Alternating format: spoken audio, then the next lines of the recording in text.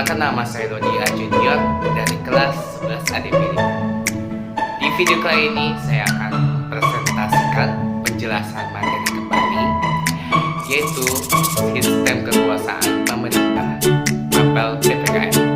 Poin pertama, pengertian sistem.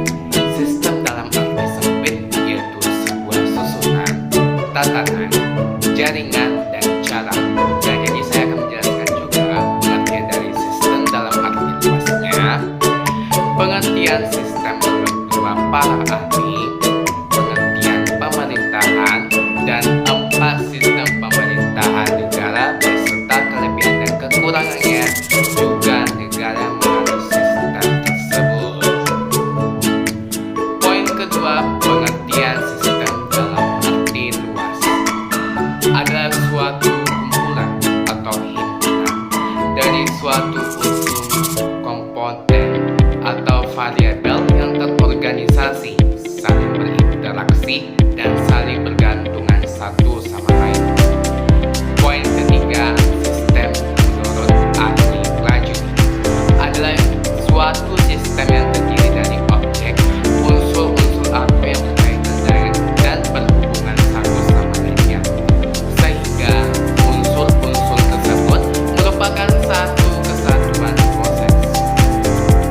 Menurut Profesor Sumantri, diartikan sebagai sekelompok bagian-bagian yang bekerja sama-sama untuk melakukan suatu maksud. Poin keempat, pengertian pemerintahan. Pemerintahan adalah kekuasaan pemerintah suatu negara atau dalam negara, atau juga badan yang tertinggi yang memerintah suatu negara. Poin kelima, 4 sistem pemerintahan negara. Yang pertama, sistem presidensial.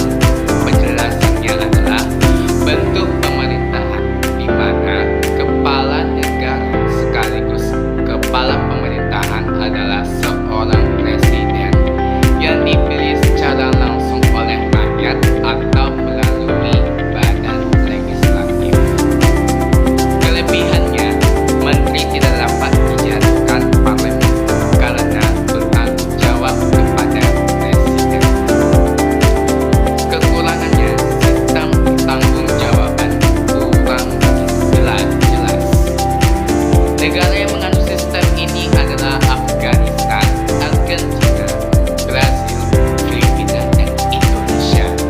Kedua, sistem parlementer adalah salah satu bentuk sistem pemerintahan di mana eksekutif, yaitu pemerintah atau kabinet, bertanggung jawab langsung kepada legislatif atau parlemen.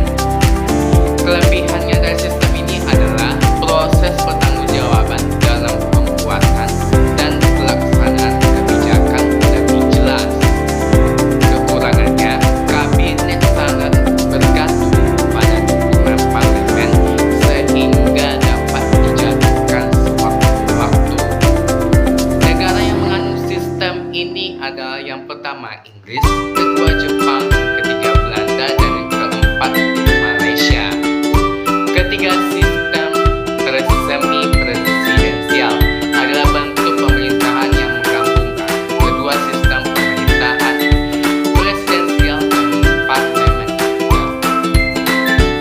Kelebihannya, badan eksekutif lebih stabil kedudukannya karena tidak tergantung pada parlemen. Kekurangannya, kekuasaan eksekutif di luar pengawasan langsung legislatif sehingga dapat menciptakan kekuasaan.